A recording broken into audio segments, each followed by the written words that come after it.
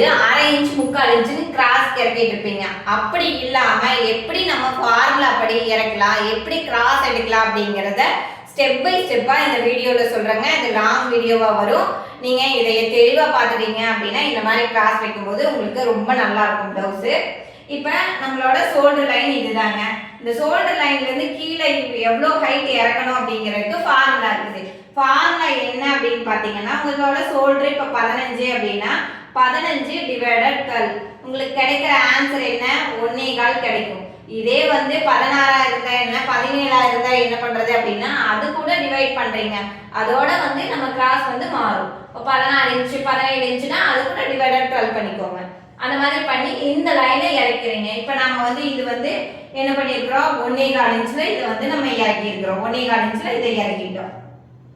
இதுக்கப்புறம் எப்படி கிராஸ் எடுக்கணும் அப்படின்னா, நம்மளோட ஷோல்டர் வந்து இப்போ 15 இருக்குது.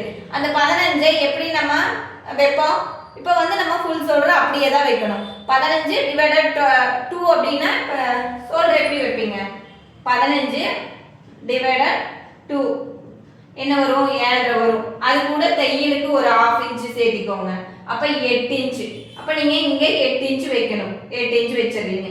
இப்போ எனக்கு இங்கே 8 இன்ச். இதுதான் என்னோட ஷோல்டரோட அளவு. இதுல இருந்து எப்படி கிராஸ் எடுக்கணும் அப்படின்னா, சின்ன ஷோல்டரோட அளவு. சின்ன ஷோல்டர் நான் வந்து 2 இன்ச் எனக்கு இருந்தா போதும் அப்படின்னா 2 இன்ச் கூட 1/2 இன்ச் சேர்த்து 2.5 இன்ச் வைக்கிறேன்.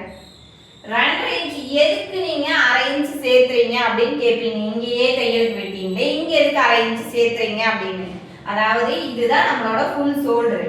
அப்ப இதுக்குள்ளதான் தையல் அளவு வேணும். இப்ப நம்ம ஸ்லீவையும் ஸ்லீவையும் ஷோல்டரையும் ஜாயின் பண்றதுக்கான தையல் அளவு வேணும் இல்லையா? அதுக்காக தான் நான் இங்க 1/2 இன்ச் சேர்த்திருக்கேன். சரிங்களா? அதுக்காக தான் இந்த 1/2 இன்ச் சேர்த்திருக்கேன். இப்போ 2.5 இன்ச்சுக்கு நான் மார்க் பண்ணியாச்சு. பேலன்ஸ் இருக்குது. இப்போ எவ்வளோ இருக்கும்? 8ல 2.5 போச்சு அப்படின்னா 5.5 இருக்கும். இதுதான் நம்மளோட neck with, boat neck with. இங்கிருந்து இப்படி கிராஸ் எடுக்கலாமா அப்படின்னா எடுக்கலாம். ஆனா அதுக்கு நான் ஒரு ஃபார்முலா சொல்றேன். இப்போ உங்களோட இது ரொம்ப நல்லா இருக்கு, யூஸ் பண்ணி பாருங்க.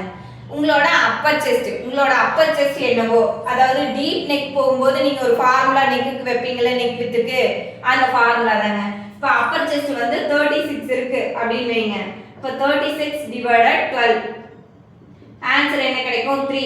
இது வந்து உங்களுக்கு நார்மலா நெக் வித் வைக்கிறதுக்கான ஃபார்முலா. நீங்க டீப் நெக் போகும்போது உங்களுக்கு நெக் வித் கண்டுபிடிக்கணும் அப்படின்னா இந்த ஃபார்முலா அதுபடி கண்டுபிடிக்கிறேன். இங்க வந்து 3க்கு நான் வச்சிடுறேன்.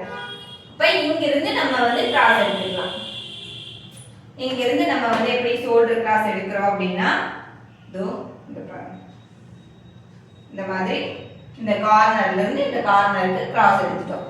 இந்த மாதிரி ஷோல்டர் கிராஸ் வச்சீங்க அப்படின்னா உங்களுக்கு ரொம்ப பர்ஃபெக்டா வருங்க. அதுக்கான ஃபார்முலாலாம் இந்த ஃபார்முலா இந்த வீடியோவை சேவ் பண்ணி வச்சுக்கோங்க. உங்களுக்கு இது ரொம்ப யூஸ்ஃபுல்லா இருக்கும்னு நினைக்கிறேன்.